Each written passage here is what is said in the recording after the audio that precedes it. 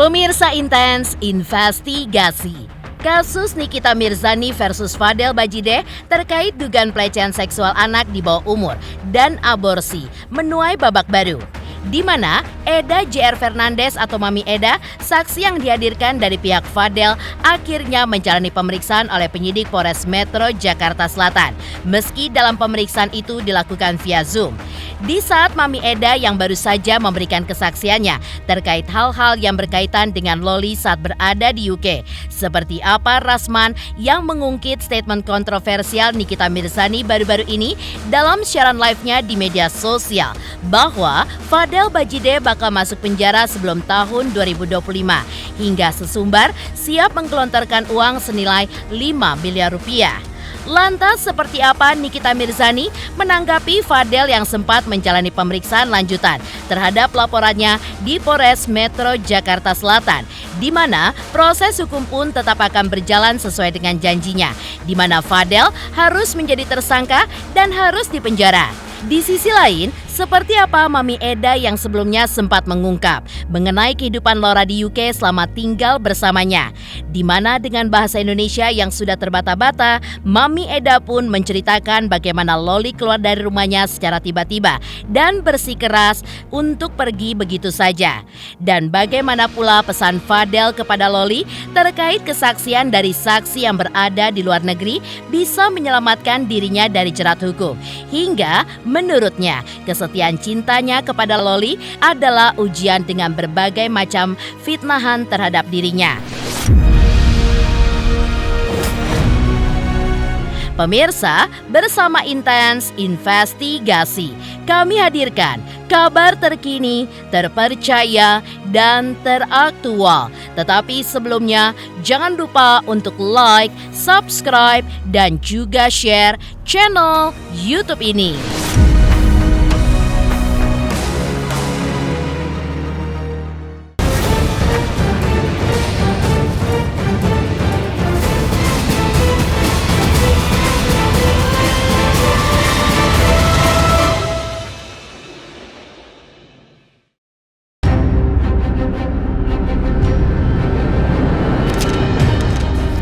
Ya, Senin 23 Desember 2024 kemarin, Fadel Bajideh bersama kuasa hukumnya Rasman Arif Nasution terlihat menyambangi Polres Metro Jakarta Selatan untuk menjalani pemeriksaan lanjutan beragendakan pemeriksaan saksi Mami Eda, saksi yang dihadirkan pihak Fadel di mana tinggal di Inggris, yang merupakan sahabat Loli, di mana Mami Eda inilah adalah saksi kunci yang mengetahui seperti apa hubungan Loli dengan Fadel saat Loli masih berada di UK pada kala itu, hingga dengan siapa saja Loli berteman dan berhubungan dengan beberapa pria saat Loli berada di UK. Namun, selain membahas tentang pemeriksaan Mami Eda dengan penyidik Polres Metro Jakarta Selatan secara online atau via Zoom, hingga Rasman sebagai kuasa hukum Fadel merasa yakin bahwa keterangan Mami Eda menguatkan Fadel tidak melakukan hal seperti yang dituduhkan oleh Nikita Mirzani. Dalam kesempatan tersebut, Rasman pun juga mengungkit statement kontroversial Nikita Mirzani baru-baru ini dalam siaran live-nya di media sosial, bahwa Fadel bakal masuk penjara sebelum tahun 2025, hingga sesumbar siap menggelontorkan uang senilai 5 miliar rupiah. Penting dihadirkan Eda ini pada pemeriksaan dalam perkara ini itu karena Eda mengetahui bahwa saudara saksi anak LM itu pada saat bulan Juli sampai dengan September berada atau tinggal di rumahnya. Kemudian bulan September sampai dengan Maret itu masih berada di UK. Nah, kemudian tindak pidana yang dituduhkan kepada klien kami itu perbuatan tindak pidana dari bulan Januari sampai dengan bulan September. Artinya ada 3 bulan yang mana saksi Eda ini menerangkan bahwa selama 3 bulan ini, Januari, Februari, dan Maret, antara Fadel dengan LM itu tidak sama sekali pernah bertemu. Artinya hubungan mereka itu hanya sebatas video call. Jadi perbuatan yang dituduhkan pemaksaan juga itu tidak ada pada bulan itu. Keyakinan kami terhadap Fadel semakin kuat bahwa Fadel tidak melakukan seperti yang dituduhkan. Kaitannya dengan LM atau Loli, bahwa di awal kita ini kan kita kutip kita kutip selalu statement dari pengacara dia. Jadi kami ingat gitu. Saya itu ngamati setiap kata-kata dari Fahmi dan NM. Dulu Fahmi pernah bilang bahwa korban dari kasus ini adalah Loli. Ada mana? Ingat ya, dia bilang. Ingat, Loli itu adalah korban. Nah, kalau Loli merasa dia tidak korban dan tidak dapat dibuktikan bahwa dia korban, apa yang disebut dengan korban? Korban anak di bawah umur. Korban karena dia. Kalau ternyata tidak dapat dibuktikan dia korban, terus yang korbannya siapa? Masa ada tersangka tidak ada korbannya? Tidak bisa. Jadi jangan dipaksa-paksa. Tidak ada masalah ya, namanya proses hukum itu tetap berjalan. Kita lihat saja ya, dia masih bisa menghirup udara bebas enggak? Dia masih bisa ikut tahun baru enggak? Kita lihat, ayo taruhan sama gue berapa? Gue punya uang nih 5 miliar. Gue akan ngajakin kalian taruhan tuh untuk 30K yang nonton ya. Kalau si Kang Semir itu tidak akan tahun baruan di luar. Ya, mengenai pernyataan Nikita Mirzani tersebut, Rasman pun akhirnya meminta Nikita Mirzani untuk bertanggung jawab atas ucapannya itu yang berani pasang taruhan 5 miliar rupiah untuk memenjarakan Fadel sebelum masuknya tahun baru 2025. Menurut Rasman, sebaiknya Nikita Mirzani jangan sembarang berbicara. Jangan sembarang menantang orang saja lantaran dari kasus Nikita versus Fadel inilah menurut Rasman bahwa untuk menetapkan seseorang bersalah dalam sebuah ranah hukum tidak semudah membalikan telapak tangan. Ada banyak tahap yang harus dilalui, di antaranya adalah pemeriksaan para saksi yang harus diperiksa dalam kasus dugaan aborsi dan juga persetubuhan di bawah umur ini. Bahkan, Rasman pun meluapkan kekesalannya kepada Nikita Mirzani yang seringkali menudingnya mengulur-ngulur waktu. Mengingat Rasman saat ini memang tengah mempersiapkan saksi-saksi dari pihak Fadel yang akan diperiksa dalam kasus ini. Untuk itu, Rasman pun secara tegas menyampaikan kepada Nikita jika tidak ada dasar yang akan membawa Fadel ke dalam penjara. Janganlah memaksakan kehendak lantaran Rasman pun tetap berjalan on the track dari kasus yang sedang berjalan ini. Bagaimana nih pertanggungjawabannya kalau orang ngomong begini? Nah, tapi dia putar lagi cerita, saya lihat minggu lalu dia ngomong lagi. Dia bilang katanya saya minta uang. Ini bahasa-bahasa yang sengaja sekiriman. Seolah-olah kita buying time gitu kan. Kita menggulur-ulur waktu. Kan saya bilang akan ada tahapan pemeriksaan, saksi, penyelidikan. Jangan kejauhan. Itu nggak ada, cepat, ini semua cepat. Jadi kata-kata dia diputar terus gitu. Ketika dia sudah tersudut, dia putar. Nah sekarang dia bilang kita ulur-ulur. Apa yang diulur? Nggak ada yang diulur. Habis ini periksa dulu Martin, periksa dulu Pak Umar, periksa dulu Liliana. Habis itu gelar perkara dulu bro. Kita sudah ajukan, jangan main paksa. Kalau tidak ada dasar jangan Anda paksakan. Jadi itu sikap kami tetap agar kasus ini jalan on the track, jangan ada pemaksaan kehendak. Kalau saya pengacaranya NM, saya udah malu. Begitu juga dengan NM, harusnya malu gitu. Di sisi lain, Nikita Mirzani beberapa waktu lalu menanggapi Fadel yang sempat menjalani pemeriksaan lanjutan terhadap laporan dirinya di Polres Metro Jakarta Selatan. Menurut wanita kelahiran Jakarta 17 Maret 1986 ini pun, bahwa kasus Loli ini prosesnya begitu panjang karena ini bukanlah kasus yang mudah untuk ditangani layaknya kasus pembunuhan yang gampang ditangkap siapa tersangkanya. Dalam kasus ini, Nikita pun hingga saat ini masih menyiapkan 16 saksi yang memang harus diperiksa satu persatu agar tidak ada celah yang terjadi. Meski dari pengakuannya, Nikita Mirzani pun sudah mengetahui status Loli dalam perkara ini, hingga ia pun mengaku akan mengikuti proses hukum yang sedang berjalan. Ini bukan kasus yang mudah, bukan kasus pembunuhan atau pemerkosaan yang gampang untuk segera ditangkap tersangkanya. Biar tidak ada celah, saksi-saksi dari 16 itu diperiksa satu-satu. Kebetulan dokter juga dokter-dokter profesional. Sebetulnya saya sudah tahu statusnya anak saya apa, tapi memang belum bisa saya sampaikan.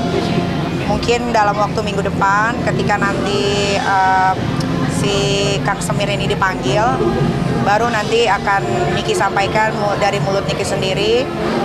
Ya sudah, yang penting gimana ya ngomongnya. Ya ini yang sudah terjadi, ya sudah dijalani aja. Dan mengenai pemanggilan Fadel untuk menjalani pemeriksaan di Polres Metro Jakarta Selatan untuk dinaikkan statusnya oleh penyidik. Menurut Nikita Mirzani bahwa proses hukum tetap akan berjalan sesuai dengan janjinya, yaitu Fadel harus menjadi tersangka dari kasus Loli ini hingga harus dipenjara dengan seberat-beratnya. Kan kalian udah tahu apa yang gue laporkan. Proses hukum ini tetap berjalan. Sesuai sama janji gue kan, dia harus jadi tersangka, dia harus dipenjara bila perlu seberat-beratnya. Lantas seperti apa pula Mami Eda yang sebelumnya angkat bicara mengenai kehidupan Loli di UK selama tinggal bersamanya? Di mana dengan bahasa Indonesia yang sudah terbata-bata, Mami Eda menceritakan bagaimana Loli keluar dari rumahnya secara tiba-tiba dan bersikeras pergi begitu saja. Selamat untuk Intens Investigasi karena sudah mencapai 3 juta subscribers di YouTube. Sukses selalu dan all the best.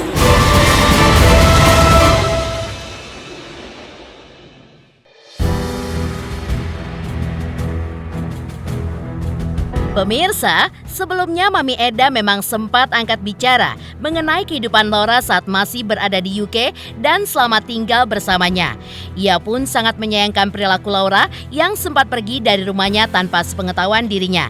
Karena menurutnya, tinggal di UK itu harus ada yang menjamin dan akan susah bila tinggal di UK tidak ada pihak yang menjamin. Mengingat sepengetahuan orang tua Laura tinggal bersama Mami Eda, maka dari itu Mami Eda lantas melapor polisi untuk mencari Laura. Karena menurutnya bahwa peraturan di UK adalah seperti itu. Dikarenakan Laura masih di bawah umur, yang mana di negara Inggris sendiri hukum pun melarang anak di bawah umur untuk tinggal sendirian tanpa pengawasan. Kamu masih umur 16 tahun, kamu tidak bisa booking hotel, mereka tidak akan kasih kamu nginap di hotel karena kamu di bawah umur. Terus dia bilang, tidak apa-apa, aku punya teman. Terus dia udah pergi. Wah ya, anak ini ke rumah siapa? Pada saat itu saya punya feeling dia ke rumahnya Alex. Saya pulang, terus saya bilang kita harus telepon polisi. Kita telepon polisi, sudah polisi datang. Polisi datang, saya sama Eda, kami berdua saja di rumah. Jadi saya tanya, Eda, bagaimana? Eda bilang dengan polisi, karena polisi berbicara bahasa Inggris, polisi semua kan orang Inggris. Eda bicara, lapor, polisi cari. Polisi malam itu tidak tidur sampai pagi.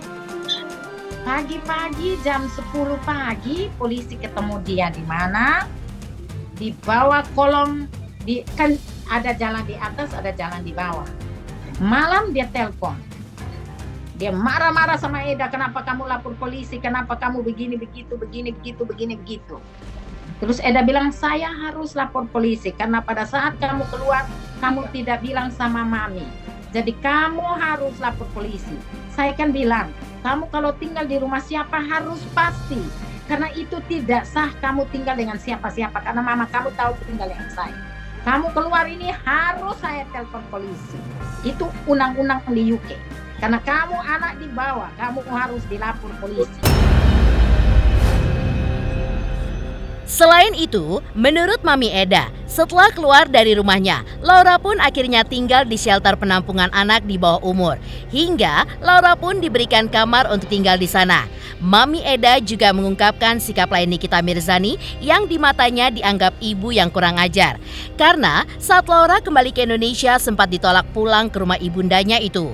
Menurut keterangan Mami Eda, saat Laura tinggal bersamanya, ia pun sempat menyekolahkan Laura. Lantaran Laura tidak mendapat kiriman biaya lagi untuk sekolah dari Nikita Mirzani. Karena hal tersebutlah, Mami Eda pun menyebut Nikita Mirzani sebagai sosok ibu yang kurang ajar. Lantaran saat Laura di UK, sikap Nikita Mirzani dinilai oleh Mami Eda layaknya orang tua yang tidak mau mengurus anaknya. Saat ini, Mami Eda pun justru mempertanyakan sikap Nikita Mirzani, di mana seolah bertanggung jawab sepenuhnya kepada anak perempuannya itu. Malam antar dia ke tempat penginapan anak-anak yang punya problem. Di situ kan di sini anak-anak semua ada yang depresi, ada yang seperti Loli, ada yang tidak punya orang tua, kan dikasih tempat tinggal ya. Kamar langsung ada kamar mandi, ada kitchen, small kitchen. Ya udah, dia tinggal di situ. Jadi saya bilang dia sudah tidak sekolah lagi. Polisi tidak kasih sekolah dia, tidak kasih sekolah. Sampai dia pulang. Pulangnya pemerintah kasih uang, beli tiket untuk dia dan kirim dia kembali ke. Kenapa Loli sampai dia tidak terima? Saya kan ada live toh. Kenapa dia sampai sudah dia pergi ke rumah kamu tidak dia sampai kan dia harus makan. Kan sampainya malam. Keluarganya Fadel semua jemput. Antar dia pas jam 2 malam. Sampai sana tidak pernah dibuka pintu. Dia kunci pintu. Terus besok lagi. 3 kali kan saya lihat. Jadi kalau dia mau ikut campur lagi anak ini, dia salah besar.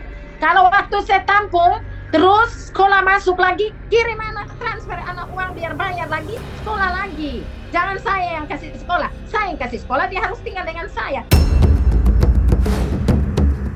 Lantas seperti apa juga Fadel yang memberikan pesan kepada Loli bahwa dengan adanya kesaksian dari saksi yang berada di luar negeri bisa menyelamatkan dirinya dari jerat hukum. Hingga menurutnya, kesetiaan cinta kepada Laura adalah ujian dengan berbagai macam fitnahan terhadapnya.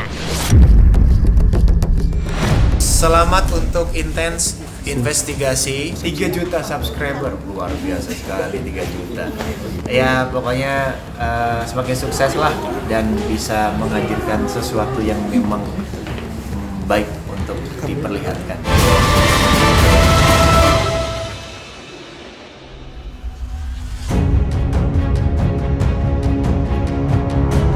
Dengan adanya pemeriksaan saksi yaitu Mami Eda dengan penyidik Polres Metro Jakarta kemarin, tentu ada harapan besar yang diinginkan Fadel Bajide dalam kasus yang dilaporkan Nikita Mirzani kepadanya untuk bisa membuktikan siapa yang benar dan siapa yang salah. Ya, Fadel menggantungkan harapannya pada saksi-saksi yang akan dihadirkan melalui pemeriksaan. Ia pun yakin bahwa keterangan dari saksi yang keberadaannya di Inggris akan menjadi jalan terang baginya untuk terbebas dari jeratan tuduhan yang selama ini membelenggunya. Selain itu, perasaan cinta Fadel kepada Laura diakui semakin dalam. Meski saat ini belum bisa bertemu, lantaran Loli pun masih berada di rumah aman. Meski begitu, hal tersebut tidak menyurutkan cinta Fadel, karena Fadel juga mengaku akan selalu setia kepada Loli. Mengingat perasaan cintanya itu tidak bisa diungkapkan dengan kata-kata lagi. Bahkan Fadel pun menambahkan bahwa kesetiaan cintanya kepada Laura adalah bentuk sebuah ujian, mengingat adanya berbagai macam fitnahan yang tertuju kepada dirinya pada saat ini. Yang penting sekarang Om di sini kita buktikan siapa yang benar dan siapa yang salah. Itu aja. Kita ikutin prosesnya. Sekarang intinya kita mau, kalau dari gua mau coba berkarya lagi pastinya, karena tahu dari awalnya dia gimana. Dari dia di UK tahu banget. Jadi makanya cinta ya cinta. Gak bisa dikatakan kalau cinta itu gak bisa dikasih tahu. Apa yang gua rasain ya udah gua suka sama dia, cinta sama dia gitu. Demikian pemirsa, kabar terkini, terpercaya, dan teraktual yang kami hadirkan hari ini. Saksikan terus Intens Investigasi setiap hari Senin sampai dengan Jumat, tayang 5 kali sehari, dan Sabtu tayang 3 kali sehari, yaitu pada pukul 11 siang, 12 siang, 3 sore, dan 6 sore. Tentunya hanya di YouTube channel. Dan pastikan jangan lupa untuk like, subscribe, share, dan komen channel Intens Investigasi.